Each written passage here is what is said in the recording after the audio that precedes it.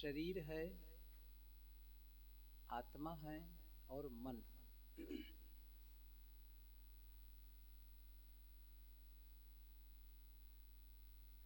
ये तीन बिंदु हैं। शरीर साधन है साध्य तक पहुंचने के लिए, चाहे वह व्यवहारिक क्षेत्र हो या आध्यात्मिक। कोई भी भौतिक उपलब्धि आप इसी शरीर से मेहनत करके प्राप्त करते हैं, या आध्यात्मिक कमाई, कोई आत्म स्थिति, गहरी शांति का अनुभव करना चाहे तो कहीं अलग नहीं, इसी शरीर से संभव है। इसी शरीर से संभव है। तो शरीर क्या है? साधन है। शरीर अपने आप परिवर्तित होता है। शरीर पर हमारा नियंत्रण केवल संयम के बल पर तो है, लेकिन परिवर्तन की दृष्टि से शरीर को हम सुरक्षित नहीं रह सकते, नहीं कर सकते। मेरा मतलब है कि आप यदि न चाहें कि बाल न पके तो आपके चाहने पर निर्भर नहीं है। शरीर बूढ़ा न हो ये आपके चाहने पर निर्भर नहीं है, वो प्रकृति का नियम है। शरीर धीरे धीरे धीरे धीरे धीरे बदलेगा, बूढ़ा होगा, जर्जर होगा। अब चाहे जितनी आप औषधि करो, चाहे जितना व्यायाम करो, प्राणायाम करो, एक सीमा तक है। इसको स्वस्थ बनाए रखने के लिए संयम आवश्यक है। संयममय होना होगा, लेकिन इसे स्थिर नहीं बना सकते। अब ज्ञान के बल भर भी नहीं, ज्ञान के बल पर, अर्थात आप कोई आत्मज्ञानी हो गया अब शरीर बदलेगा नहीं, ऐसा नहीं है। ज्ञान से शरीर स्थिर नहीं रह सकता है। कोटिन यतन करो यह तन की अंत अवस्था धूरी। साहब ने कहा है कि करोड़ों यतन करो, शरीर को अंत में धूल में समाना है, मिट्टी में मिलना है या आग में जला देना है। ये स्थिति है। हाँ, लेकिन महत्व क्या है? साधन धाम मोक्ष कर द्वारा। यह साधन साधना का आधार है। दूसरा है आत्मा, जिसे जीव कहते हैं, आत्मा कहते हैं, या नाम बदल करके राम, खुदा, गॉड, हरि, जो भी नाम ले लो। एक मतलब है, इसका मतलब है कि एक ऐसा इस अस्तित्व है जो ज्ञानवान है, चेतन ज्ञान है, जिसमें वह अपरिवर्तनशील है, उसमें आप बदलाव नहीं कर सकते। आपका ज्ञान होने का मतलब नहीं है कि अब आत्मा को आप छोटा बड़ा कर सकते हो, नहीं, उससे नहीं होगा। वो आपके करने से कुछ नहीं होने वाला है उसमें परिवर्तन। तो क्या करना है? आत्मा का केवल ज्ञान। आप अपने आप के बारे में जान सकते हैं कि मैं कौन हूं, आत्मा का ज्ञान। शरीर का संयम करके आप साधना कर सकते हैं, स्वस्थ बनाए रख सकते हैं। तो ज्ञान के बल पर, ज्ञान से परिवर्तन शरीर में नहीं होता, ज्ञान से परिवर्तन आत्मा में नहीं होता, ज्ञान से परिवर्तन केवल मन में होता है। इसलिए संबंध, जैसे कहते हैं ना, ज्ञान गुरु मन चेला। ज्ञान गुरु, गुरु कौन है? ज्ञान। ज्ञान जहां से भी ज्ञान आए वो गुरु ही है। छोटा बच्चा भी कोई ज्ञान बताए और कोई न जानता हो तो उसके लिए गुरु ही है। तो जहां से ज्ञान आए मानो वो गुरु।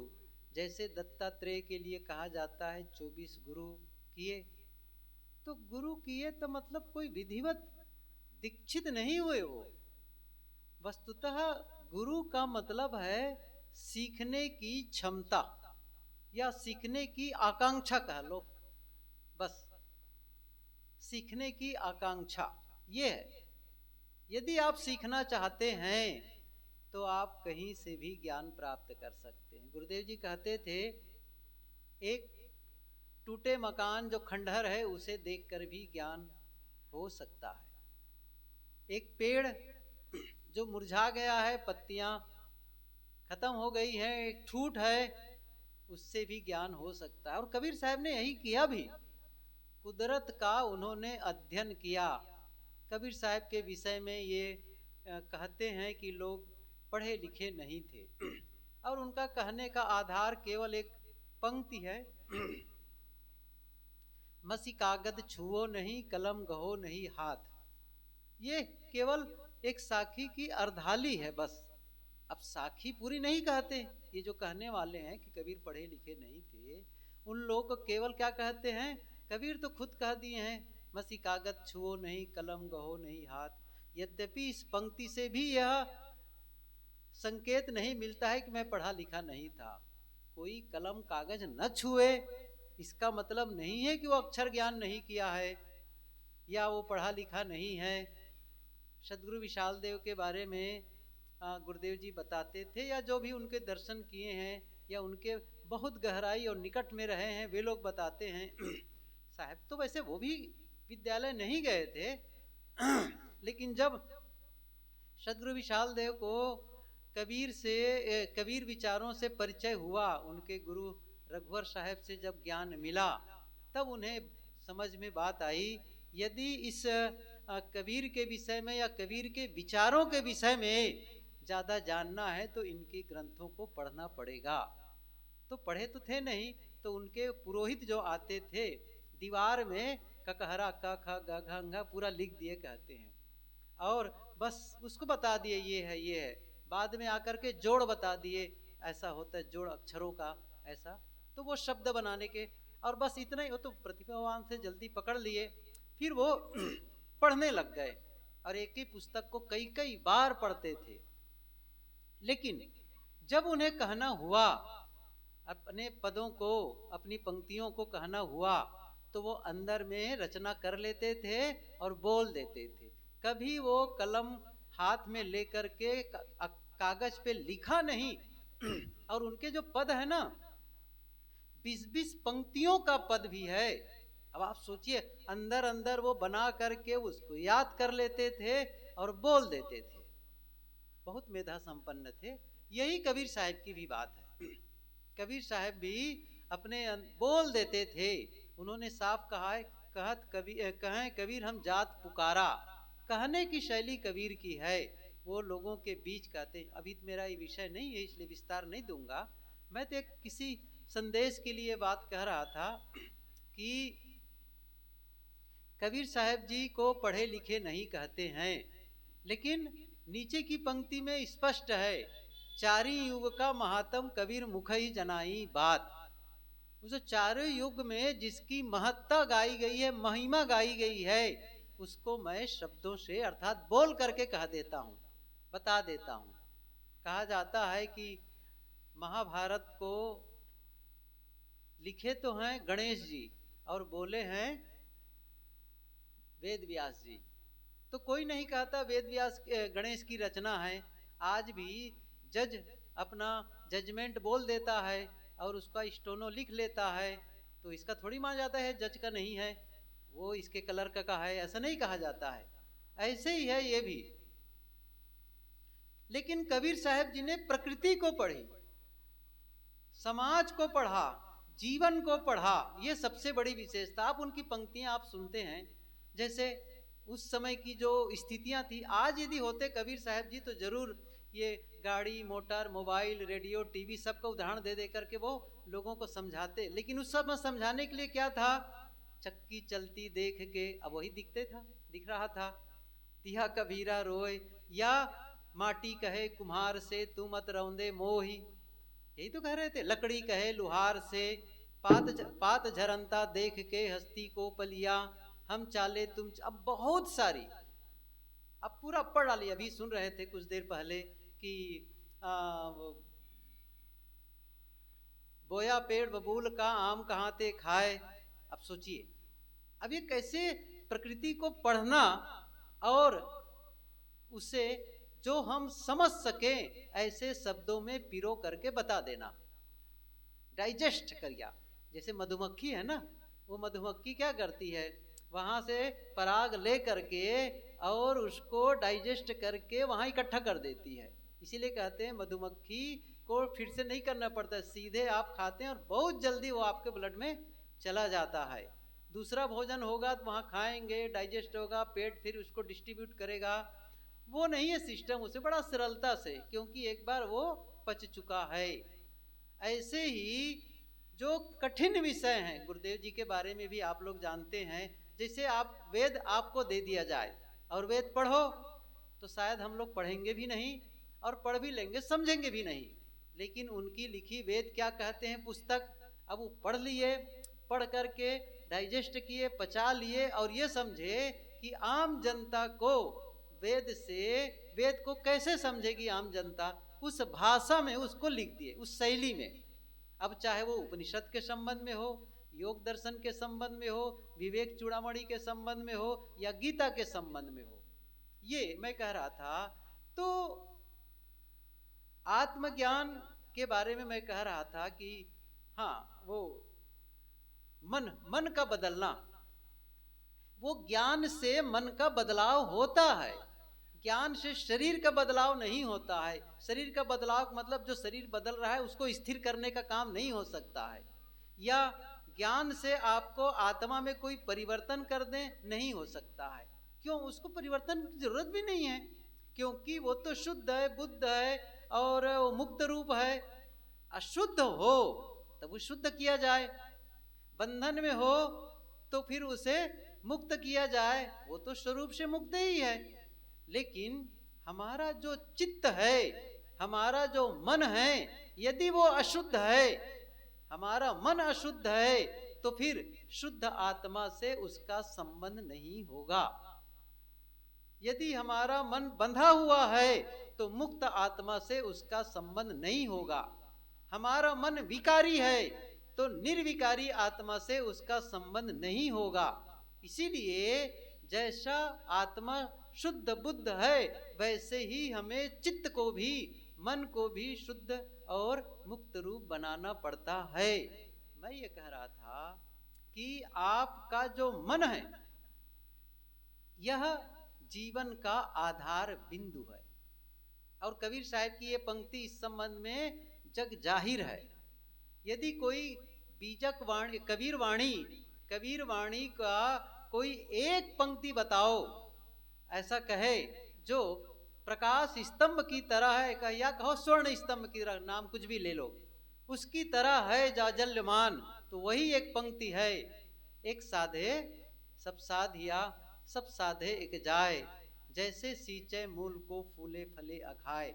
मैं दोपहर के सत्र में दो बिंदुओं पर थोड़ी थोड़ी चर्चा की थी कि आप अपने कर्मों में बदलाव ला सकते हैं, आप अपने शब्दों में बदलाव ला सकते हैं, और मैंने ये कहा था इन दोनों से भी बढ़ के है विचारों में बदलाव। क्योंकि यदि भीतर से आप नहीं बदलेंगे तो आप शब्दों को नहीं बदल सकते। आपका अंतस नहीं बदलेगा, आपका विचार, आपका मन नहीं बदलेगा, तो कर्मों में बदलाव नहीं आएगा। ये आप ध्यान दीजिए। क्यों?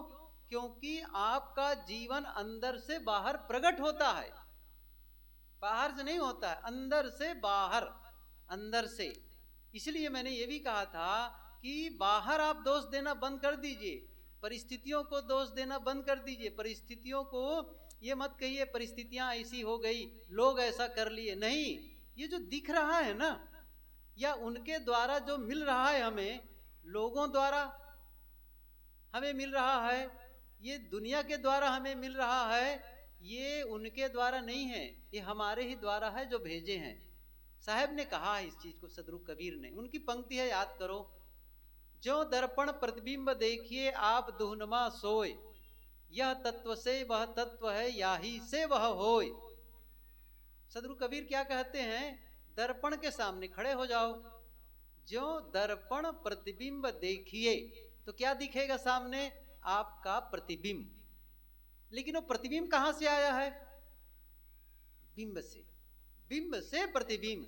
साहब क्या कहते हैं? जो दर्पण प्रतिबिंब देखिए आप दुहनुमा सोए, दोनों में आप हैं। बाहर आप खड़े हैं वो तो आप हैं, और जो दिख रहा है वो आप ही हैं। सही है कि नहीं है? अब ख्याल करिए थोड़ा से, क्या है वो? यदि उस दर्पण के सामने खड़े होकर के आप ऐसे हाथ जोड़ करके प्रणाम करते हैं तो प्रतिबिंब क्या करेगा? वो भी हाथ जोड़ेगा ना, वो तो जुड़ा ही है। मतलब आपका एक्शन वहां रिएक्ट हो रहा है, आपका बिंब वहां प्रतिबिंबित हो रहा है। आप हाथ जोड़ते हैं वो भी हाथ जोड़ता है। अच्छा, आप हाथ उठा करके मुक्का उठाते हैं, मारूंगा ऐसे कहा करके, अच्छा सामने क्या करेगा? इसका मतलब है जगत क्या है? इक्को पॉइंट है, वो कहीं अलग से नहीं आ रहा है, आपके द्वारा भेजा गया है। चाहे आपने अभी भेजा है कुछ समय पहले, या 2 साल पहले, 10 साल पहले, 20 साल पहले, या जन्म के पहले, जो भी कारण हो, वो आपके ही द्वारा जो भेजा गया था वो लौट कर आ रहा है। इसीलिए क्या कहते हैं? भाग्य कहते नहीं है? भाग्य, प्रारब्ध। कभी कभी क्या होता है, एकदम सही सलामत कोई गलती नहीं करता है तो भी उसको परिणाम आने लगता है। कभी कभी लोग कहते क्या हैं? ये कहते हैं कि ये आदमी बड़ा सदाचारी है, ये बड़ा धार्मिक है, फिर भी इनके जीवन में दुख ही दुख क्यों आता है? इसका कारण वही है, इसका कारण वही है कि अभी वो दिख रहा है ना ऐसा है, लेकिन अतीत में कुछ और रहा होगा। क्योंकि ऐसा हो ही नहीं सकता है, जिसका बीज नहीं बोगे उसकी फसल काटना पड़े। बीज आपने बोया है, भूल गए बात अलग है, भूल गए वो बात अलग है। जैसे आप एक दुकान है, दुकान में आप जाते हैं, सौदा खरीदते हैं। अब इतने बार सौदा खरीदते हैं और पैसा दे देते हैं, सौदा लेते हैं, पैसा दे देते हैं। दुकानदार से इतनी मित्रता हो गई, इतना वो परिचित हो गया कि वो एक दिन आपने एक दिन आप गए और आपने सौदा कहा अमुक अमुक सामान निकाल दो, और सामान निकाल दिए वो। अब उसका टोटल किया, एस्टीमेट बनाया, तो कहा कि इतने रुपये का है। मान लो उन्होंने कहा भैया 1500 रुपये का है, और आपने जब देखा तो कितना लगा रहा? 1200 रुपये आपके पास है। अरे ये तो पैसा कम है। फिर दुकानदार क्या कहता है? ले जाइए ना, बाद में दे दीजिएगा, कोई बात नहीं है, मैं तो आपको जानता हूं अच्छी तरह से, कब से आप मेरे ग्राहक हैं। तो आप कहते ठीक है। अब आप लाए और घर में रख लिए, काम हो गया। अब फिर वो बातें भूल गई कि मैंने वहां कुछ पैसे मेरे बकाया हैं। अब क्या करते हैं? फिर से दुकान में जाते हैं और फिर से सौदा लेते हैं, और जितने लेते हैं उतना पेमेंट कर देते हैं, पुराना हिसाब अभी किए नहीं है। ऐसा फिर करते हैं, बार बार करते हैं, बार बार करते हैं। दुकानदार ने भी संकोच किया, अच्छा दे देगा जब होगा तब। समझ रहे हैं ना वो क्या कह रहा है? ये तो पुराने हमारे ग्राहक हैं, अच्छा बाद में लाख दे देगा। और आप कब दे देगा? नहीं, आप तो भूल ही गए उस चीज को, मेरा पैसा बाकी है ऐसा कह करके। अभी क्या कर रहे हैं? सौदा। अब वो साल भर बाद क्या कहता है, या 6 महीने बाद, भैया मेरा वो पुराना बकाया है 300 रुपया, वो मुझे दे दो। नहीं, मैं तो हर बार देता हूं। अब देखिए जरा से, आप भूल गए हैं। क्या भूल गए हैं? कि इनसे मेरे बकाया है। ऐसे ही आपने कर्म किया और भूल गए हैं, भूल गए समय बीतने पर, सही है ना? लेकिन वो हिसाब तो प्रकृति करेगी, ये आप समझ ले। तो जो भाग कह रहे हो ना, वो आपका हिस्सा ही है। थोड़ा सा इसको मैं एक्सप्लेन और कर देना चाहूंगा ताकि शायद एक स्पष्ट हो जाए। मैं एक बात और बताऊं। पहले यदि हमारे इस जीवन के पहले कहो, या पहले, या इसी जीवन में अबोध के अवस्था में हमसे गलती हो गई, बड़ी गलती हो गई, ध्यान दो, बड़ी गलती हो गई। अब क्या होगा? आप समझ रहे हैं क्या होगा? तो क्या उस गलती के बारे में हम क्या करें? अब हम कुछ नहीं कर सकते, मैं सही बता रहा हूं। क्या होगा? हम पीछे जाकर के नई शुरुआत नहीं कर सकते कि उसे ठीक कर दें अब, क्योंकि पीछे जाने की कोई संभावना नहीं है, पीछे जाने की। अब क्या करना है? अब जो वो बीज है ना, जो कुछ वो हुआ है ना, उसको फिर से उपजने के लिए, हम भूमिका निर्मित न करें, उसको बंद कर दे। कोई गलत से गलत करके जन्म लिया है, लेकिन आज कैसा है, जिसको कहते ना जेनेटिक, जेनेटिक कहते ना, जेनेटिक, वो जेनेटिक है भाई, उसका वो क्रोमोसोम से आया है, वो जीन्स में है, ऐसा नहीं। लेकिन जेनेटिक से और एक ऊंचा होता है, वो है पिया जेनेटिक। इसका मतलब ये हुआ उससे भी बढ़ जाता है। थोड़ा सा मैं सरल भाषा में बता दूं, क्योंकि ये विषय अलग है। क्या होता है कि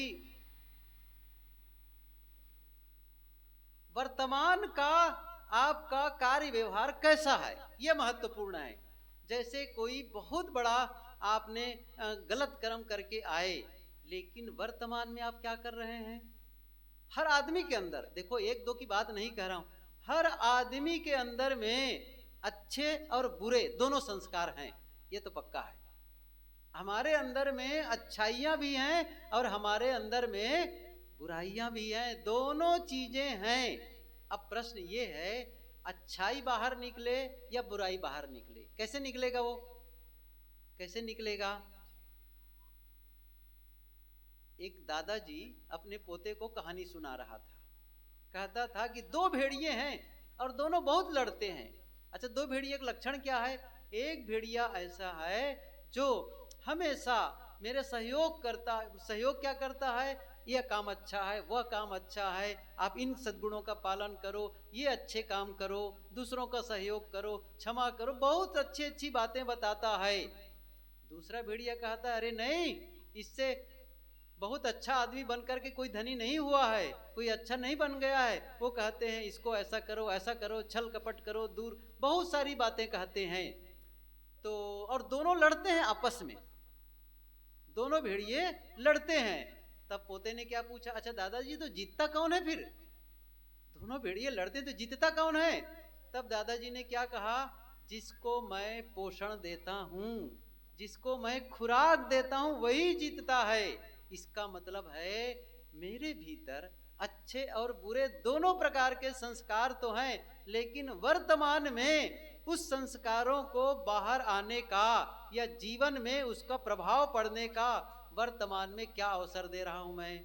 यदि आज मैं गलत संगति करूं, गलत कर्म करूं, गलत ग्रंथों का अध्ययन करूं और हर काम गलत करता रहूंगा, तो जो मेरे बुरे संस्कार है ना, उसके लिए अनुकूल भूमिका मिल जाएगी, अनुकूल वातावरण मिलेगा, और वो जो अंदर में छिपा हुआ है वो बाहर आ जाएगा। क्यों? अब परिस्थिति अच्छी है। आप ध्यान दीजिए इस चीज को। तो महत्वपूर्ण आप क्या लेकर के आए नहीं है, महत्वपूर्ण वर्तमान में क्या कर रहे हैं, वर्तमान में आप क्या कर रहे हैं। तो वर्तमान में जो आप करते हैं वह भीतर के जो अच्छे हैं या बुरे हैं उसको आप खींच लेते हैं, आकर्षित कर लेते हैं, वो छिपे रहते हैं, बिना अनुकूलता के बाहर नहीं आते। ऐसे ही यदि अच्छाइयां भी हमारे भीतर है, हर आदमी के अंदर अच्छाइयां हैं, अच्छाइयां कब बाहर निकलेगी? जब आप अच्छा व्यवहार करेंगे, आप अच्छे लोगों की संगत करेंगे, अच्छे कार्य करेंगे, अच्छे शब्द बोलेंगे, अच्छे विचार सोचेंगे, सब कुछ अच्छा करने लगेंगे, तो भीतर में जो अच्छाई है ना, वो क्या होगा? अब अनुकूल भूमिका मिली, अब उसे क्या करना है? अब बाहर निकलना है, वो भी बाहर निकलेगा। मतलब हम ही जिम्मेदार हैं, सच कहो तो कोई दूसरा जिम्मेदार नहीं है और जो कुछ भी मैं लेके आया हूं वो भी मेरा हिस्सा है, कोई दूसरे का थोड़ी है, वो तो मेरा ही हिस्सा है। लेकिन इसके बावजूद यदि हो सकता है मैंने अनजाने में गलत किया है, तो भी वो गलत प्रभावित नहीं करेगा यदि मैं आज अच्छा करता हूं तो। अर्थात उसे खाद पानी देना बंद कर दिया। आपके ही खेत में, आपके एक तरफ में आपके कांटा के पौधे हैं और दूसरे तरफ में अच्छी फसल है, तो कांटे वाले में पानी ही मत दो, खाद ही मत दो। फसल में केवल अच्छी फसल जो लगाएं बीज, उसमें खाद पानी देते रहो, तो क्या होगा? वो भूखे मर जाएंगे, बस उसको खुराक मत दो, सीधी सी बात है। ऐसे ही है अवगुण और सद्गुण, यदि आप अवगुणों को खुराक देते रहोगे तो जीवन में अवगुण विकसित होते चले जाएंगे, सद्गुणों को खुराक दोगे तो जीवन में सद्गुण विकसित होते चले जाएंगे। आप ही महत्वपूर्ण हैं, यहाँ बिंदु है जो मैं कह रहा था कि हमारा जो मन है यही वाणी के रूप में प्रकट होता है, हमारा मन कर्मों के रूप में प्रकट होता है। कर्म आप तब तक नहीं सुधार पाओगे, वाणी तब तक नहीं सुधार पाओगे जब तक वैचारिक परिवर्तन न कर ले जाओ। अर्थात फसल बदलने के लिए आपको बीज बदलना पड़ेगा। वो बीज है, आपकी जो सोच है ना वही बीज है, और यही जीवन को आकार देता है। जीवन को आकार कौन देता है? आपके विचार। जैसा आप सोचते हैं वैसा जीवन बनता चला जाता है। मैं एक बात पूछूं, पानी का आकार क्या, कौन सा आकार है पानी का? पानी जान गए ना? पानी सब लोग जानते हैं, रोज पीते हैं। पानी का आकार कौन सा है? नहीं जानते होंगे, जानेंगे भी नहीं, क्योंकि पानी का कोई आकार होता नहीं है। जिस बर्तन में पानी रखा रहता है उसी आकार का हो जाता है, ढल जाता है। गिलास में रखोगे तो पानी गिलास का आकार का, थाली में रखोगे तब थाली का, पाइप में रखोगे तब पाइप का आकार का। सीधी सी बात है, बस इस नियम को समझे। ऐसे ही हमारा जीवन का कोई आकार नहीं है, हमारे जीवन का कोई आकार नहीं है। जो हम सोचते हैं, जैसा सोचते हैं ऐसे ही उस आकार में हमारा जीवन ढलता चला जाता है। यदि हमारे विचार अच्छे हैं तो जीवन अच्छा बनता चला जाता है, और मन में गंदे विचार हैं, गलत विचार हैं तो जीवन गलत बनता चला जाएगा। यदि आपको जीवन को बदलना है तो आपको मन को बदलना पड़ेगा। और यही साहब की पंक्ति जो मैंने याद दिलाई, एक साधे सब साधिया, सब साधे एक जाए, जैसे सींचे मूल को फूले फले अघाए। अब एक अहम प्रश्न, हम कैसे जाने कि ये सही विचार है? हम कैसे जाने कि ये गलत विचार है? बात यह है ना, बात यह है कि हम कैसे सोचें, कैसे सोचें, ये महत्वपूर्ण है। देखिए, हम क्यों नहीं जानते हैं कि कैसे सोचना चाहिए? इसलिए नहीं जानते हैं कि कभी भी इसके संबंध में किसी ने सिखाया नहीं, कभी पढ़ाई नहीं हुई है। बचपने से जब छोटे होते थे हम, या अभी भी आप देखो अपने घर में, जब बच्चा छोटा होता है तो क्या सिखाते हैं आप उसको? कैसे खाना है, सही है कि नहीं? कैसे चलना है, कैसे बोलना है, कैसे पढ़ना है, सब कुछ सिखाते हैं। एक चीज नहीं सिखाते, क्या? कैसे सोचे। अब सिखाएंगे कैसे? खुद भी नहीं जानते तो सिखाएंगे कैसे? कैसे सोचें उस चीज को।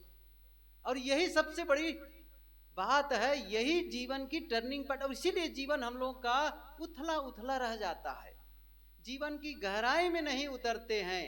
ठीक है, सामान्य सदाचार सद्गुण आ भी जाते हैं, क्योंकि कहा जाता है भाई चोरी न करो, हिंसा न करो, व्यभिचार न करो, अंडा मांस मछली न खाओ, बीड़ी तंबाकू का, ये बात समझ में आ गई है। लेकिन क्या ऐसा लगता है अभी भी फुलफिलमेंट की अनुभूति होती है? अभी पूरी तरह से आत्मसंतुष्टि क्यों नहीं हो पा रही है?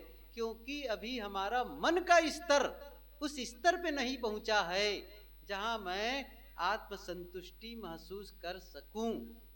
अभी मेरा वैचारिक स्थिति वो नहीं हुई है जैसा हो जाना चाहिए, क्योंकि हम अकेले बैठे बैठे न जाने कितना नुकसान कर जाते हैं। और एक बात बताऊं, आप जो सोचते हैं ना आपके जीवन का निर्माण करता है, आप जो बोलते हैं ना वो आपका जीवन का निर्माण करता है, आप जो करते हैं वो जीवन का निर्माण करता है।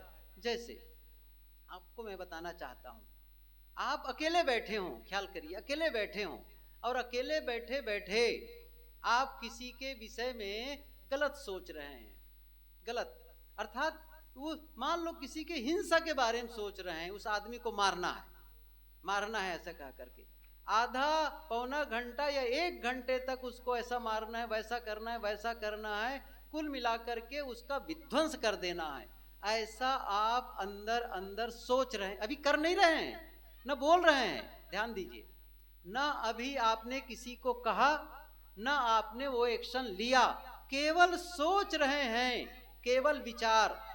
अब सोचिए, 1 घंटे तक किसी की हिंसा के बारे में, हत्या के बारे में सोच रहे हैं तो क्या होगा? जानते क्या हुआ?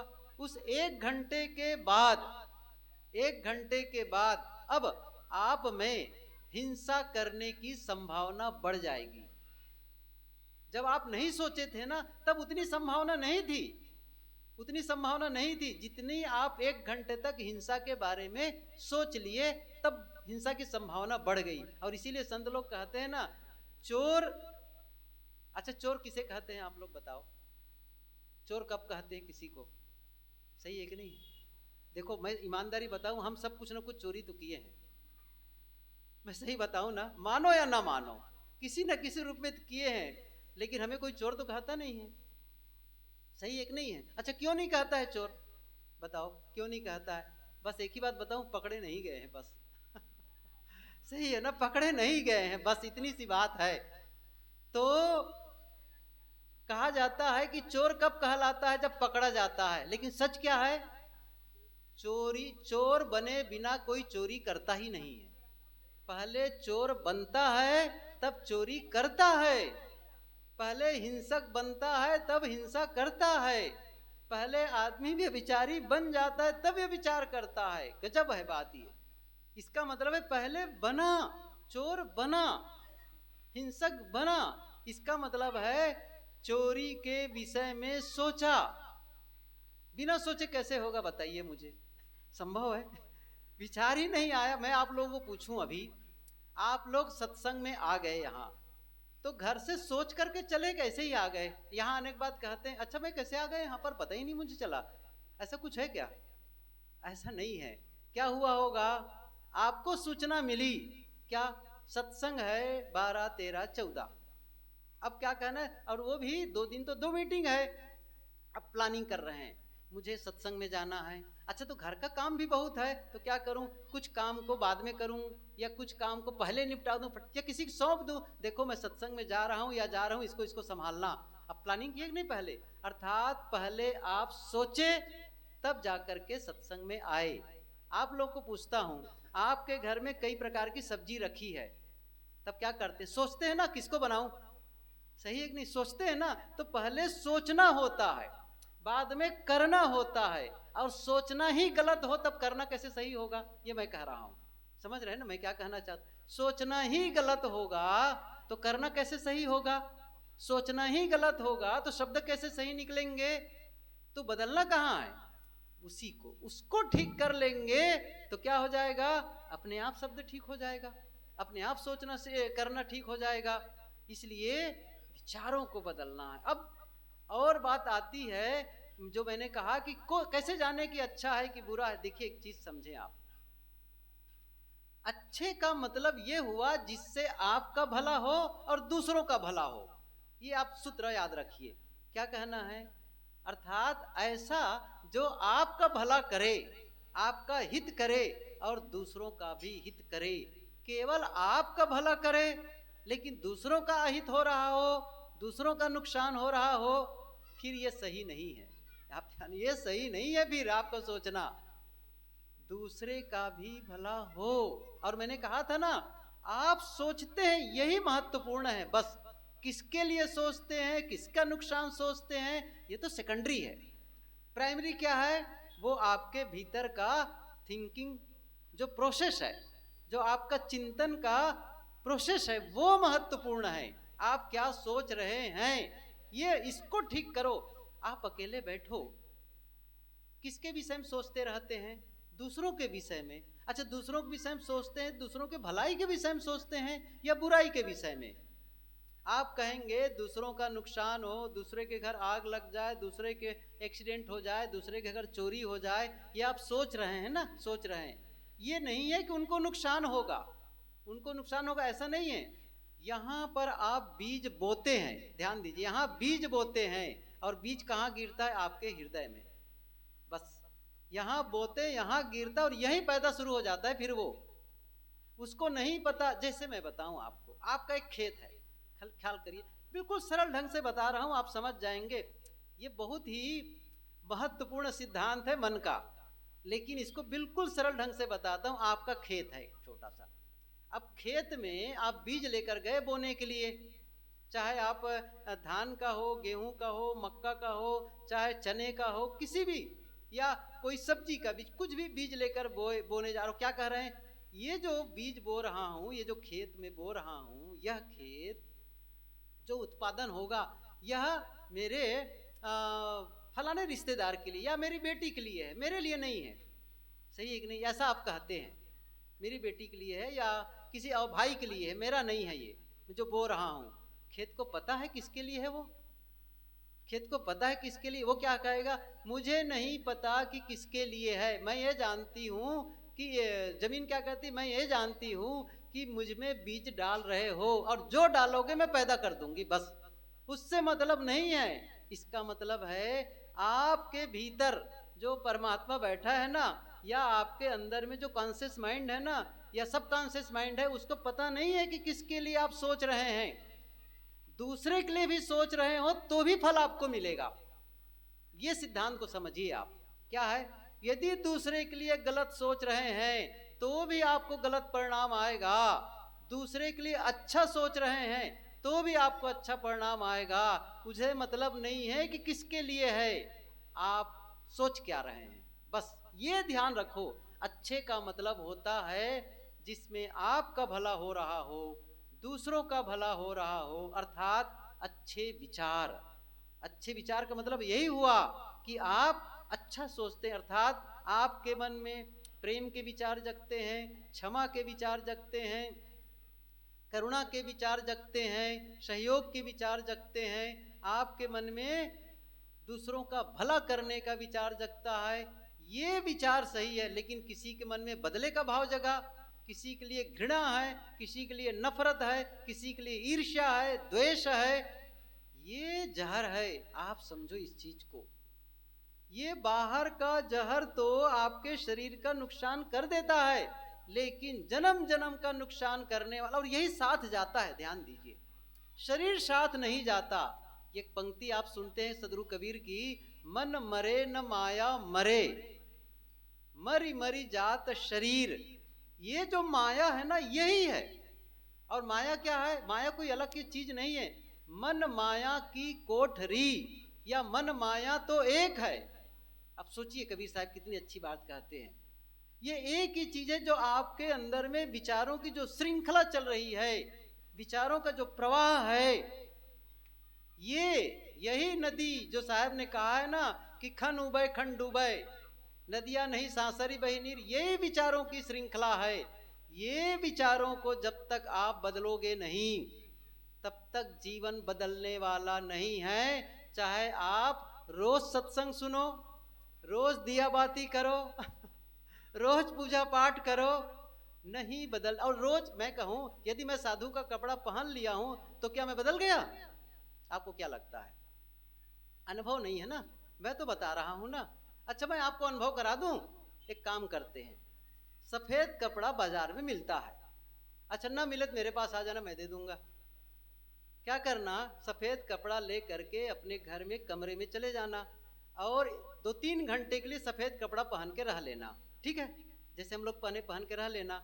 अब देखना 2-3-4 घंटे में बदला नहीं बदला कुछ, समझ रहे हैं? बदलता है?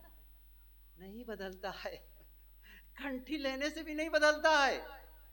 क्या मैं ये कह रहा हूं कि ये साधु का कपड़ा गलत है? क्या मैं ये कह रहा हूं कंठी लेना गलत है? बिल्कुल नहीं, ये सहयोगी है।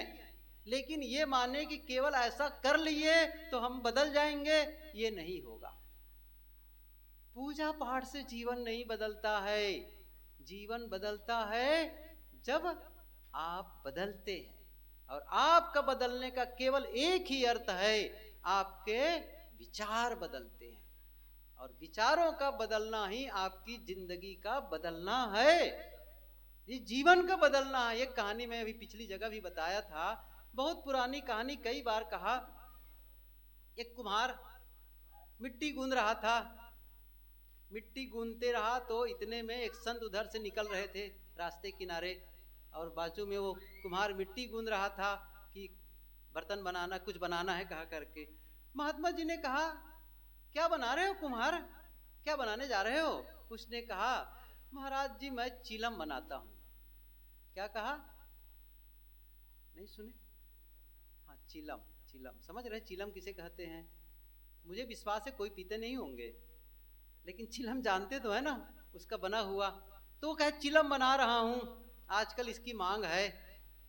महात्मा ने कहा कि अरे तू चिलम क्या बना रहा है, घड़ा बना, गर्मी का मौसम आने वाला है, उसकी मांग है।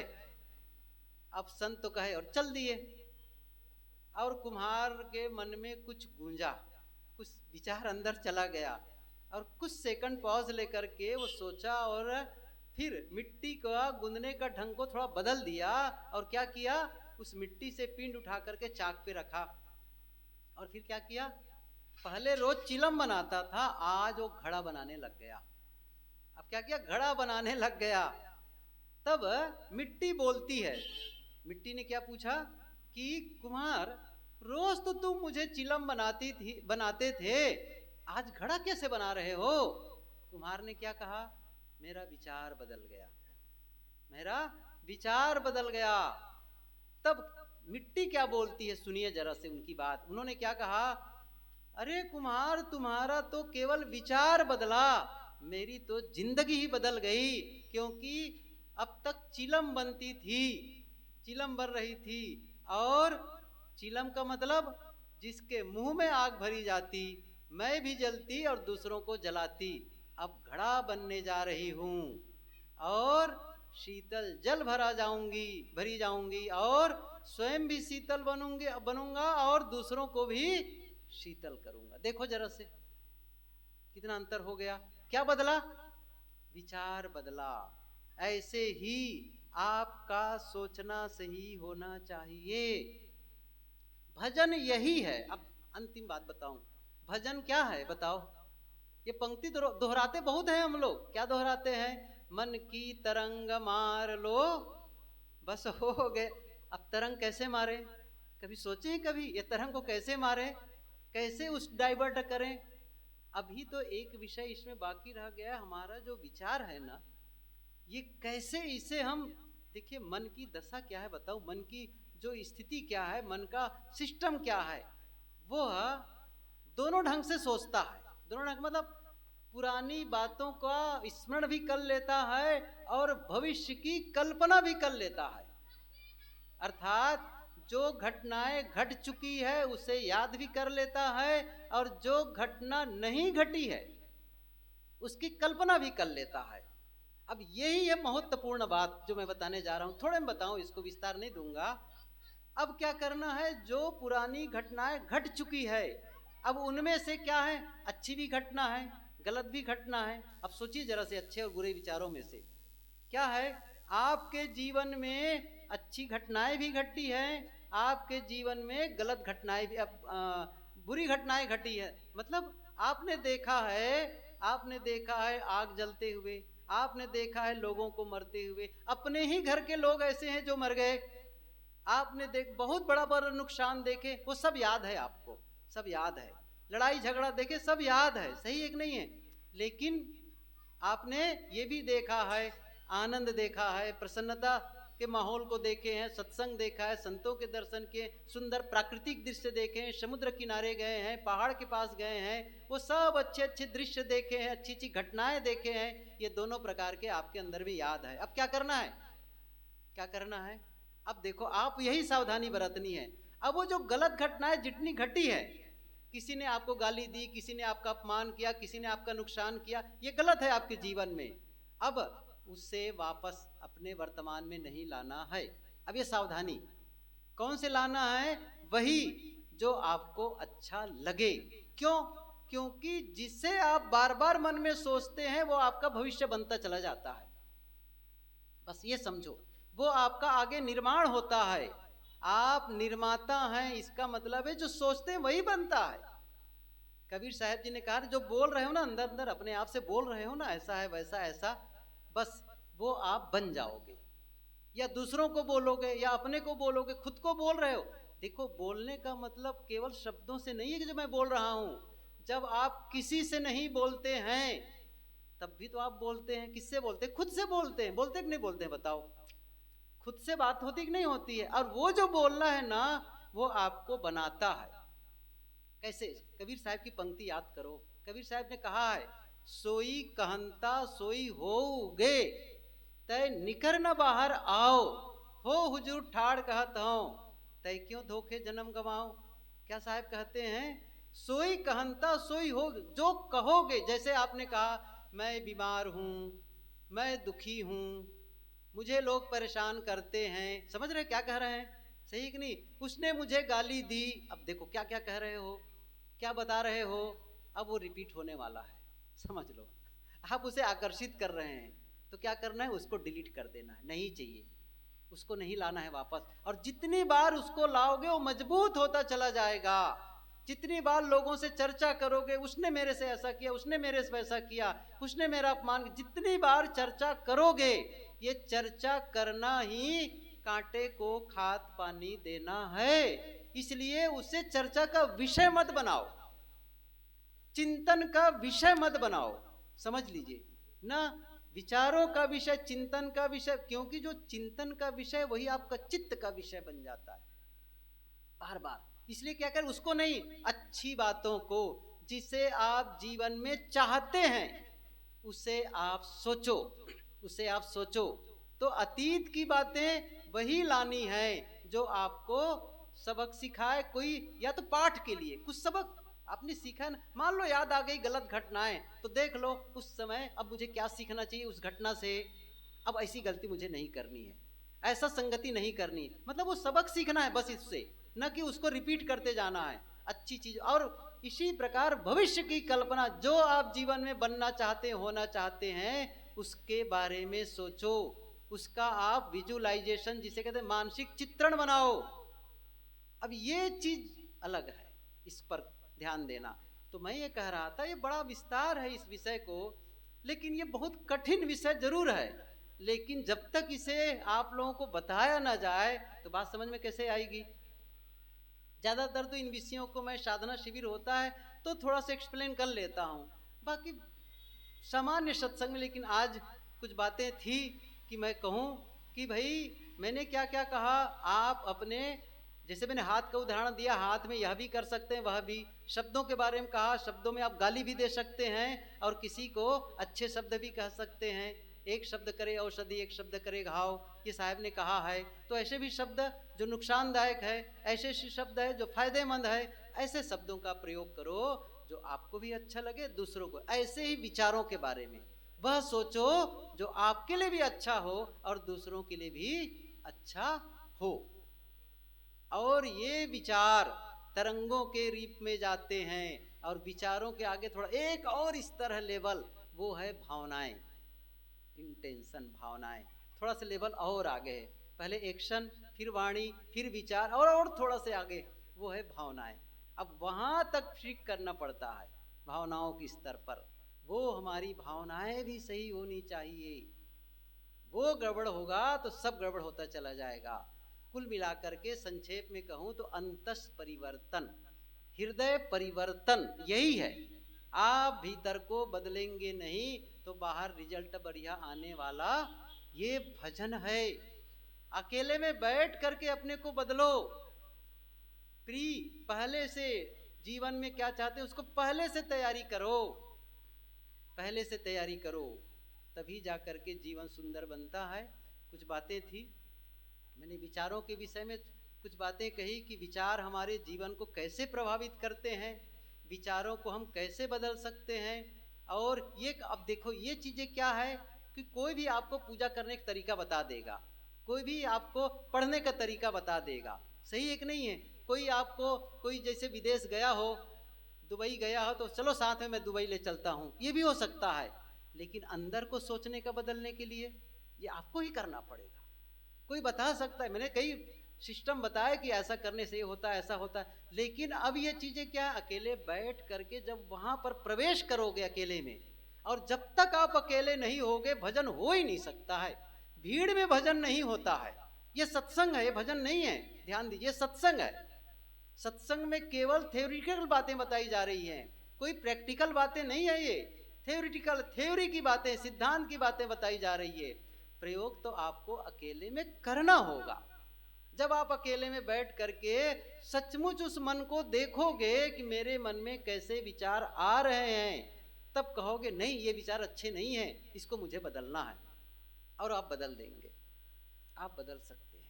उसको तुरंत हटा करके अमुक विचार को स्थापित कर दो, अच्छे विचारों को स्थापित कर दो, बस यही परिवर्तन है। माइक वाले से कहूं ये माइक स्टैंड बदलो तो क्या होगा, इसका मतलब इसको हटाकर दूसरा ला देगा। इसी प्रकार वो गलत विचार को हटाकर अच्छे विचार को स्थापित कर दो, बस यही तो करना है। अच्छे विचारों को और थोड़ा साधना में आगे जाओगे तो अच्छे विचारों को भी हटा देना है, वो ध्यान की स्थिति है, वो बात की बात है।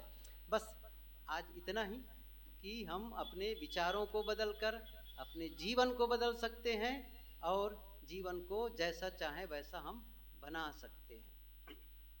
समय 2 मिनट ज़्यादा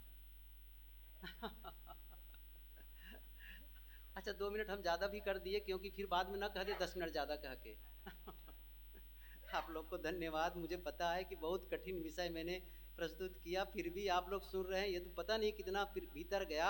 लेकिन बहुत से लोग समझदार लोग हैं, कुछ तो बातें जो काम की है वो अंदर होगी और आपको लगा होगा नहीं ये सच है, ऐसा करना चाहिए, इसलिए मैंने ये बातें कही। सबको साहब बंदगी